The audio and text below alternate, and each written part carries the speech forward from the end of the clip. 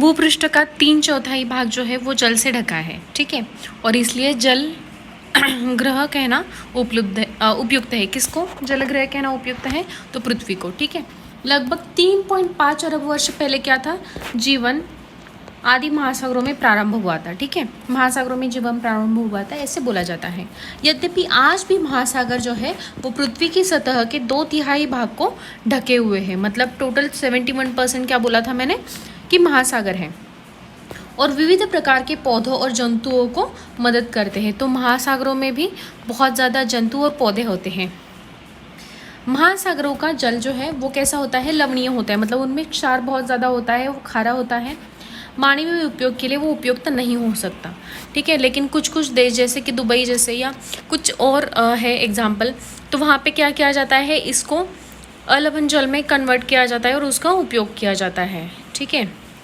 अलवण जल केवल कितना है? 2.7% ही है, ठीक है। और इसका भी 2.7% में से भी 70% भाग जो है वो बर्फ की चादरों और हिमानियों के रूप में है।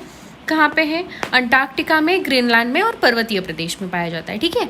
और अपनी स्थिति के कारण ये मनुष्य की पहुंच से बाहर है, और केवल 1% जल ऐसा है जो क्या है? अलवण जल है, जो उपलब्ध है और मानव उपयोग के लिए उपयुक्त है, ठीक है। तो ये कहाँ पे होता है? तो ये भौम जल, नदियाँ, झील, ये सब में ये पृष्ठीय जल के रूप में तथा वायुमंडल में जलवाष्प के रूप में पाया जाता है, ठीक है।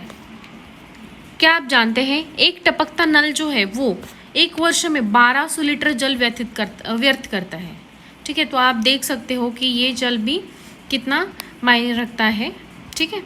इसलिए अलवणीय जल जो है वो पृथ्वी का सबसे अधिक मूल्यवान पदार्थ है, ठीक है, क्योंकि वो 1% ही है।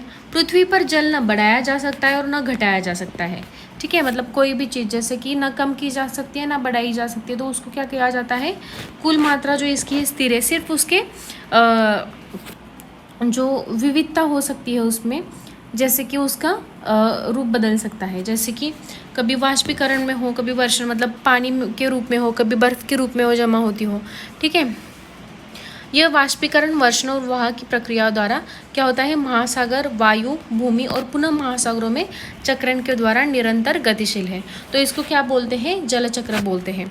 मतलब यहाँ पे पानी का स्रोत है, वहाँ से वाष्पीकरण के द्वारा वो वायुमंडल में चली जाती है, ठीक है। फिर क्या होता है? वो उसको ठंडी हवा लगती है, तो वो ऐसे वर्षण या किसी भी हिमपात के रूप में नीचे गिरती है, और फिर वो मतलब भूमि पर गिरती है, और फिर से वो महासागरों में जा मिलती है, ठीक है।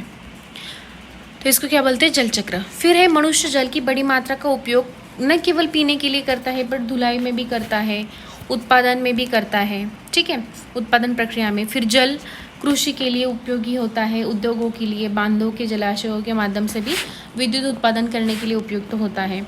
जल स्रोतों को सूखने अथवा जल प्रदूषण के कारण क्या हो रहा है? अभी अलवणीय जल जो है तो उसकी आपूर्ति है उसमें कमी आ रही है, ठीक है। मतलब बहुत ज़्यादा वेस्ट हो रहा है पानी का कभी कभी, या उसमें प्रदूषण हो रहा है।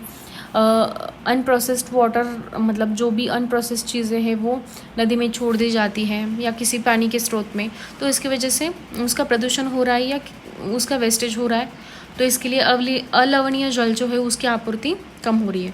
तो उसके मुख्य कारक क्या हो सकते हैं?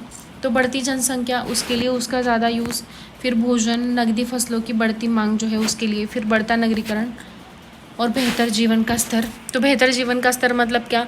कभी कभी एक बाल्टी में भी नहा सकते हो, और कभी कभी पूरे बाथ टब में पानी लेके एकदम नहाओ, चलो 2-2 बाथ टब में ऐसे 2 भर के, तो उसको बोलते हैं बेहतर जीवन स्तर हुआ। तो पानी की भी ज़्यादा आवश्यकता बढ़ जाती है। फिर है जल उपलब्धता की समस्याएं। क्या समस्याएं हैं? तो देखो, कई ऐसे देश है विश्व के जिसमें जल की कमी का सामना करना पड़ता है, जैसे कि अफ्रीका है, पश्चिमी एशिया, दक्षिण एशिया, पश्चिमी संयुक्त राज्य अमेरिका के कुछ भाग, फिर उत्तर पश्चिम मेक्सिको, दक्षिण अमेरिका के कुछ भाग, संपूर्ण ऑस्ट्रेलिया। ये सब जो है वो अलवणीय जल की आपूर्ति जो है उसका सामना कर रहे हैं, ठीक है। तो ये देश ऐसे जलवायु प्रदेशों में स्थित है जहाँ पे अक्सर सूखा पड़ता है, ठीक है। तो जलाभाव की अधिक समस्या बनी रहती है, और इस प्रकार जल का अभाव मौसमी या वार्षिक वर्षण में विविधता के परिणाम स्वरूप हो सकता है, ठीक है। सॉरी दोस्तों। अति उपयोग और जल स्रोतों के संदूषण के कारण भी क्या हो सकता है, जल का अभाव हो सकता है। फिर है जल संसाधनों का संरक्षण। ये देखो यहाँ पे यमुना नदी की बहुत सारी खबरें आपने सुनी होगी, कभी कभी ऐसे फोम वाला भी पानी वहाँ पे आता है, तो वो कुछ दैवी शक्ति या कुछ नहीं है, तो वो है एक रसायन छोड़े गए हैं, तो उसके द्वारा वो प्रदूषित होती है। यमुना नदी वाहित मल, औद्योगिक बहिस्राव एवं कचरे के कारण प्रदूषित हो रही है। ठीक है, जल संसाधनों का संरक्षण कैसे किया जाए? तो देखो, आज विश्व में शुद्ध तथा पर्याप्त जल स्रोतों तक पहुंचना बहुत बड़ी समस्या बन गई है और इस क्षीण होते संसाधन के संरक्षण के लिए कदम उठाने जाने चाहिए। ठीक है, तो यद्यपि जल एक नवीकरणीय संसाधन है, मतलब वो नवीकरणीय है, वो पुनः पुनः खुद को साफ करता होगा, लेकिन अगर वो उसके लिमिट से बाहर गंदा हुआ तो ऐसा नहीं हो सकता। तथापि इसका अति उपयोग और प्रदूषण इसे उपयोग के लिए अनुपयुक्त बना देते हैं। फिर अशोधित या आंशिक रूप से शोधित वाहित मल, मतलब जो भी है कचरा या जो भी कुछ है वाहित मल वगैरह, तो वो अशोधित होगा, मतलब उस पे कुछ प्रोसेस नहीं की होगी अच्छी, या आंशिक रूप से कुछ थोड़ी बहुत प्रोसेस की होगी, तो वो बहुत घातक होता है। फिर कृषि रसायनों का विसर्जन करते हैं जल स्रोतों में। फिर औद्योगिक बहिस्राव जल के प्रमुख संदूषक हैं। ठीक है, तो इसमें क्या क्या होता है, नाइट्रेट धातु और पीड़कनाशी होते हैं जो जल को प्रदूषित कर देते हैं।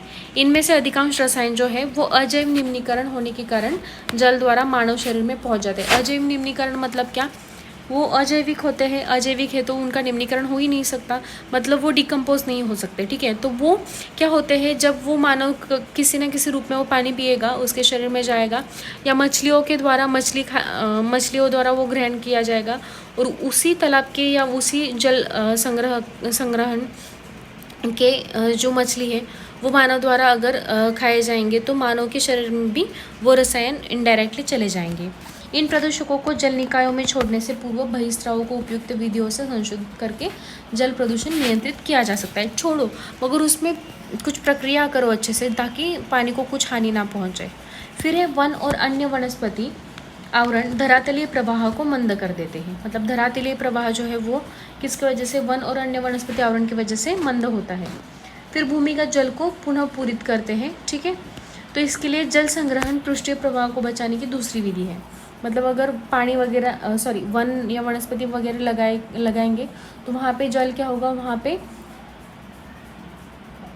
वहाँ पे रह सकता है जल, तो ये एक जल को बचाने की दूसरी विधि है। जल रिसाव को कम करने के लिए खेतों को सिंचित करने वाली नहरों को ठीक से पक्का करना चाहिए। ठीक है, मतलब उससे क्या होगा, जल का रिसाव कम होगा। और रिसाव और बाष्पीकरण से होने वाली क्षति को रोकने के लिए क्षेत्र की स्प्रिंकलरों से सिंचाई करना होगा। स्प्रिंकलर मतलब ऐसे ऐसे ऐसे रहता है ना स्प्रिंकलर, ठीक है, ऐसे ऐसे गोल गोल फिरते और ऐसे, और वो ऐसे पानी छोड़ देते थोड़ा थोड़ा थोड़ा। ठीक है, तो ये क्या हो सकता है, एक प्रभावी विधि हो सकती है। ठीक है, वाष्पीकरण की अधिक दर वाले शुष्क प्रदेशों में सिंचाई की ड्रिप अथवा टपकन विधि बहुत ज़्यादा उपयोगी है। ठीक है, सिंचाई के ड्रिप मतलब ऐसे नली रहती है और हर पेड़ के यहाँ पे ऐसे टिपकता हुआ पानी होता है, छोटा छोटा छोटा एक एक बूंद पानी गिरता है, तो उससे क्या होता है, पानी भी हमेशा रहेगा और पानी की बचत भी होगी, मतलब जल की बचत भी होगी। सिंचाई की इन विधियों को अपनाकर बहुमूल्य जल संसाधन को संरक्षित किया जा सकता है। ठीक है, ये देखो, ये है स्प्रिंकलर, ऐसे ऐसे ऐसे घूमता है और सभी जगह पानी देता है। ठीक है, फिर एक, क्या आप जानते हैं अपने घर की छत पर वर्षा जल एकत्र करके इस जल का संग्रह करना और विभिन्न उत्पादक उपयोगों में लाना वर्षा जल संग्रहण कहलाता है। और औसतन 2 घंटे की वर्षा एक दौर 8000 जल बचाने के लिए काफ़ी है। तो आप सोच सकते हो कि आप कितना जल बचा सकते हो। ठीक है, अगर उसका संग्रहण अच्छी तरीके से किया जाए तो। ठीक है, उसके बाद है प्राकृतिक वनस्पति और वन्य जीवन। ठीक है, तो अभी तक हमने क्या देखा, भूमि देखी, मृदा देखा और जल देखा। ठीक है, अभी क्या देखेंगे, प्राकृतिक वनस्पति और वन्य जीवन। ठीक है, देखो यहाँ पे रेशम कीट दिखाई गई है। प्राकृतिक वनस्पति और वन्य जीवन केवल स्थलमंडल, मतलब आप सोच रहे होंगे प्राकृतिक वनस्पति और वन्य जीवन केवल स्थलमंडल, जलमंडल और वायुमंडल के बीच जुड़े अंग संक्रिय क्षेत्र में ही पाए जाते हैं, जिसे क्या बोला जाता है, जैवमंडल बोला जाता है, जहाँ पे तीनों भी चीज़ें अवेलेबल हो। तो उसी क्षेत्र में सिर्फ क्या हो सकता है, प्राकृतिक वनस्पति और वन्य जीवन हो सकता है या संभव हो सकता है। ठीक है, जैवमंडल में सभी जीवित जातियां जीवित रहने के लिए एक दूसरे से परस्पर संबंधित है। ठीक है, और वो एक दूसरे पर निर्भर भी है, तो उसको क्या बोलते हैं, पारितंत्र कहा जाता है। मतलब जहाँ पे सब एक दूसरे पे डिपेंडेंट हो उसको क्या बोलते हैं, पारितंत्र बोलते हैं या निर्भर होते हैं। ठीक है, वनस्पति और वन्य जीवन बहुमूल्यवान संसाधन है। जैसे कि पौधे जो हैं वो हमें इमारती लकड़ी देते हैं। ठीक है, प्राणियों को आश्रय देते हैं, ऑक्सीजन उत्पन्न करते हैं जिसे हम सांस लेते हैं।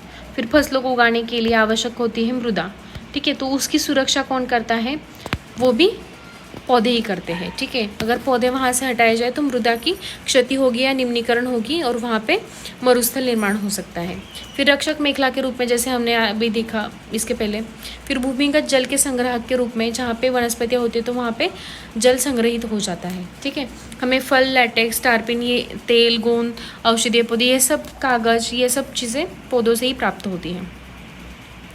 पौधों के असंख्य उपयोग है जिनमें और भी बहुत सारे हैं। ठीक है, आप जोड़ सकते हैं। वन्य जीवन के अंतर्गत क्या आता है, अभी जंतु आते हैं, पक्षी आते हैं, कीट, जलीय जीव, इन सब आते हैं। उनसे हमें क्या मिलता है, दूध मिलते हैं, मांस मिलता है, खाल और ऊन प्राप्त होती है। ठीक है, दूध गाय, भैंस, याक से। फिर मांस मिलता है जैसे कि मुर्गी से, या कुछ लोग अन्य भी प्राणियों के मांस खाते हैं। ठीक है, फिर उनकी खाल से कुछ ना कुछ बनाया जाता है, लेदर का जैसे, लेकिन ये अभी बहुत कम मात्रा में हो चुका है। फिर ऊन प्राप्त होते हैं जैसे कि शिप के द्वारा। कीट जैसे कि मधुमक्खी हमें क्या करती है, शहद देती है, जो हमारे शरीर के लिए बहुत ज़्यादा उपयोगी है। फिर फूलों के परागण में मदद करती है और पारितंत्र में अपघटक के रूप में भी काम करती है। तो देखो, मधुमक्खी जैसे छोटे से कीट कितनी ज़्यादा इंपॉर्टेंट है पारितंत्र के लिए। लेकिन मनुष्य इतना बड़ा प्राणी है, फिर भी वो क्या कर रहा है, पारितंत्र को विनाश कर रहा है, पर्यावरण को क्षति पहुँचा रहा है। ठीक है, चिड़िया अपने भोजन के लिए कीटों पर निर्भर होती है और अपघटकों के रूप में कार्य करती है। फिर गिद्ध जो होता है वो क्या करता है, मृत जंतुओं को खाने के कारण वो एक अपमार्जक है। ठीक है, विघटक होता है और पर्यावरण का एक महत्वपूर्ण शोधक समझा जाता है। मतलब वो क्या करता है पता है, कि अगर हड्डियाँ भी बची हो ना तो वो ऐसे जोर जोर से पटक देता है और वो भी खा जाता है। ठीक है, इसलिए प्राणी चाहे बड़े हो या छोटे, सभी पारितंत्र को संतुलन बनाए रखने में मदद करते हैं। लेकिन मानव तो इसका विनाश कर रहा है। ठीक है, बहुत तरीके से। प्राकृतिक वनस्पति जो है तो उसका वितरण कैसा है, तो देखो, वनस्पति की वृद्धि जो है वो मुख्य रूप से तापमान और वहाँ की आर्द्रता पर निर्भर करती है। वहाँ पे तापमान कैसा है और उसमें आर्द्रता कैसी है। ठीक है, विश्व की वनस्पति के मुख्य प्रकारों में 4 वर्गों में डिवाइड करते हैं, वन, घासस्थल, गुल्म और टुंड्रा। ठीक है, वन, घासस्थल, गुल्म और टुंड्रा। तो ये कहाँ पे और कैसे होते हैं वो देखते हैं। तो देखो, भारी वर्षा वाले क्षेत्र जो होते हैं तो वो विशाल वृक्ष वहाँ पे उगते हैं और वन प्रचुर जल की आपूर्ति वाले क्षेत्रों में ही ऐसे पाए जाते हैं। ठीक है,